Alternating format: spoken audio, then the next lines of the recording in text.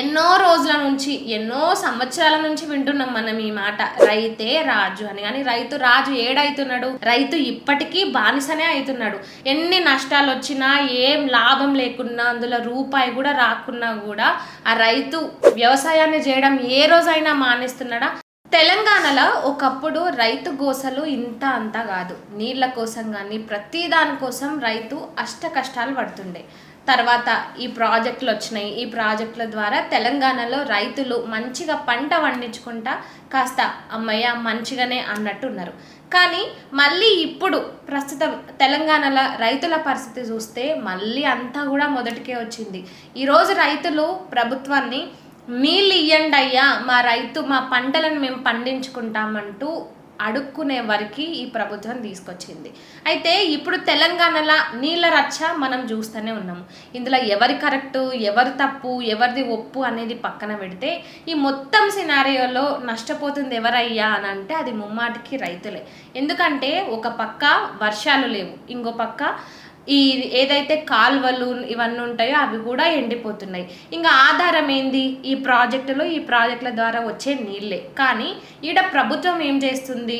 సరే, ప్రతిపక్ష పార్టీ అధికారంలో ఉన్నప్పుడు తప్పు జరిగింది, మరి దాన్ని మీరు సరిచేసి ఈ రైతులకు నీళ్ళు ఇచ్చేది పోయి అప్పుడు అధికారంలో ఉన్న ప్రభుత్వము ఇన్ని తప్పులు చేసింది, ఇన్ని ఒప్పులు చేసిందని ఈరోజు మీరు దాన్ని రాజకీయం చేస్తున్నారు. మిమ్మల్ని చూసి ఆ ప్రతిపక్ష పార్టీ కూడా రాజకీయాలే చేస్తుంది.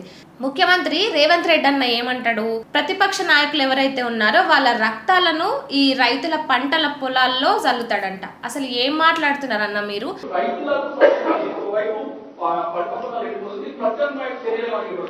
ఏమున్నది, వీళ్ళని కోసి రక్తం జల్లుతే పంటల మీద అదే వండుతారు, మాట్లాడేటప్పుడు కనీసం ఏం మాట్లాడుతున్నాము, ఎట్లా మాట్లాడుతున్నాము అనే దానిపైన మీరు కొంచెం ఆలోచించి మాట్లాడితే బాగుంటది కదా. మీరు అనేసిండ్రు, ఇప్పుడు ఆ మాటలకు ఇటు బీఆర్ఎస్ పార్టీ వాళ్ళు ఊకుంటున్నారా? ఉరుక్కులాడుతున్నారు. ఇటు నాయకులు కానీ కార్యకర్తలు కానీ వీళ్ళందరూ ఏకంగా రోడ్ల మీదకి వచ్చి రక్తాలు ఇచ్చుకుంటా మా రక్తాలు జల్లు, ఇగో చూడు మా రక్తం ఇస్తున్నాం అంటూ వీళ్ళు రాజకీయమే చేస్తున్నారు. అధికార పార్టీ రాజకీయమే చేస్తుంది, అధికార పార్టీని చూసి ప్రతిపక్షము రాజకీయమే చేస్తుంది. అసలు మీకు ప్రభుత్వాన్ని ఎందుకు ప్రజలు కట్టబెట్టిండ్రన్న? ఏదైతే ప్రతిపక్ష పార్టీ అధికారంలో ఉందో వాళ్ళు చేసిన తప్పులు, వాళ్ళు చేసిన అవినీతి అవన్నీ మీరు చేయొద్దు, మీకు అవకాశం ఇవ్వాలనే కదా ఈరోజు మిమ్మల్ని గద్దెక్కించింది. కానీ మీరేం చేస్తున్నారు? అధికారంలోకి వచ్చిన వెంటనే 6 పథకాలు అన్నారు, 420 హామీలు అన్నారు, అవన్నీ దేవుని కెరుగు. కనీసం నీళ్ళన్నా ఇవ్వండి, రైతులను ఇబ్బంది పెట్టకండి. రైతులు పంటలు పండిస్తేనే ఈరోజు తెలంగాణ ఆర్థిక వ్యవస్థ మంచిగా ఉంటుంది. ఆర్థిక వ్యవస్థ ఆధారపడిందే తెలంగాణ రైతుల మీద. కానీ మరి మీరేం చేస్తున్నారు? రైతులకు కూడా అన్ని హామీలు అని చెప్పిండ్రు, ఆ హామీలు ఏవి కూడా చక్కగా నెరవేరుస్తలేరు. ఈరోజు ఆ నీళ్లు, ఆ పంట పండించుకునే ఆ నీళ్ళ కాడ కూడా రైతులను హరిగోస పెడుతున్నారు.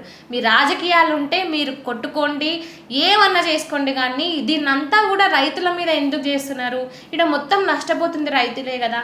ఇప్పుడు రైతులు కూడా ఆ రక్తాన్ని పొలాల్లో చల్లుకుంటా ఇగో రేవంత్ అన్న మా పంటలు సరిగా వండుతలేవు కదా అని అడుగుతున్నారు. ఎందుకు ఈ మాటలు, ఎందుకు ఈ రాజకీయాలు ఎందుకు? ఈడ మొత్తము రైతులకు నీళ్ళు వస్తలేవు అనే మాట కన్నా కూడా తప్పెవరిది అనేది ప్రతి ఒక్కరి మైండ్లో వస్తున్న క్వశ్చన్. ఇటు రైతుల గురించి కదన్నా ఆలోచించాల్సింది. ఇటు ప్రతిపక్ష వాళ్ళైనా సరే ఎంతసేపు దీన్ని రాజకీయం చేద్దాం అనే చూస్తున్నారు. కానీ కాస్త రైతుల గురించి కూడా కరెక్ట్గా మాట్లాడితే, కరెక్ట్గా క్వశ్చన్ చేస్తే బాగుంటుంది కదా. ఇప్పటికీ ముఖ్యంగా ఎన్నో రోజుల నుంచి, ఎన్నో సంవత్సరాల నుంచి వింటున్నాం మనం ఈ మాట, రైతే రాజు అని. కానీ రైతు రాజు ఏడైతున్నాడు?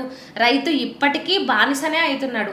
ఎన్ని నష్టాలు వచ్చినా, ఏం లాభం లేకున్నా, అందులో రూపాయి కూడా రాకున్నా కూడా ఆ రైతు వ్యవసాయాన్ని చేయడం ఏ రోజైనా మానేస్తున్నాడా? నీళ్ళు వచ్చినా, నీళ్లు రాకున్నా ఆ పెట్టుబడులకు పెట్టే పైసలు కూడా అప్పులు చేసి ఈరోజు అక్కడ ఉద్దెర తీసుకొచ్చి ఆ పంట పండిస్తుంటే ఈ ఒక పక్క నీళ్లు రాకుండా ఉంటే ఆ రైతు ఏం చేసుకోవాలి? ఎన్ని ఆత్మహత్యలు చూస్తలేము. వాళ్ళు అడుగుతున్నది ఏంది? వాళ్ళు ఏమన్నా వాళ్ళ లాభం కోసం అడుగుతున్నారా?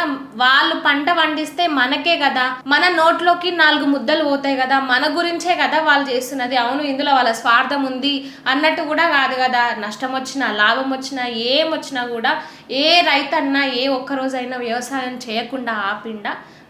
వాళ్ళు వ్యవసాయం చేస్తేనే దళారులు దందాలు చేస్తారు. ఆ దందాల నుంచే మార్కెట్ నడుస్తుంది. ఆ మార్కెట్ నడుస్తేనే మన తెలంగాణ ఆర్థిక వ్యవస్థ మంచిగా ఉంటుంది. మరి ఆ రైతులను ఎందుకు పట్టించుకోకుండా ఈరోజు వాళ్ళని ఇంత కష్టాలు పెడుతున్నారు? ఇప్పటికైనా తెలంగాణ రైతుల గోడును కాస్త పట్టించుకోండి. ఆ నీళ్లను ఇప్పటికైనా వదిలేయండి. సరే, ఏదైతే ప్రాజెక్టు పిల్లర్లు కూలిపోయినాయో అవన్నిటినీ మంచిగా చేసి అయినా ఇవ్వండి, లేకుంటే దానికి ఇంకో ఆల్టర్నేటివ్గా ఏదైనా నీళ్ళు ఇచ్చే మార్గం చూడండి. కానీ ఇంకా అదే వంకేసుకొని అదే ముందలకేసుకొని మేము ఇట్లే రాజకీయం చేస్తాము, మేము ఇట్లే ఇది చేస్తాము, మేము ఇంతే మాట్లాడతాము, ఇట్లే మాట్లాడతాము అని అంటే మాత్రం ఇది ఏమాత్రం కరెక్ట్ కాదు. ఈడ రైతులు పాపం అన్నదాతలు, అన్నం పెట్టే దాతలు ఈరోజు ప్రాణాలు తీసుకునేంత వరకు కూడా వస్తున్నారు. పాపం అన్నం పుణ్యం తెలియని వాళ్ళని ఇబ్బంది పెట్టకండి. ఇటు ప్రతిపక్షాలైనా అధికార పార్టీ అయినా ఎవరైనా సరే ఎంతసేపు రైతులకు మంచి చేసే విధంగానే ఆలోచించండి. కానీ ఈ నీళ్ళ పంచాయతీని కూడా రాజకీయం చేయాలని మాత్రం అనుకోకండి. సో దీనిపై మీరేమంటారు? కామెంట్ రూపంలో చెప్పండి.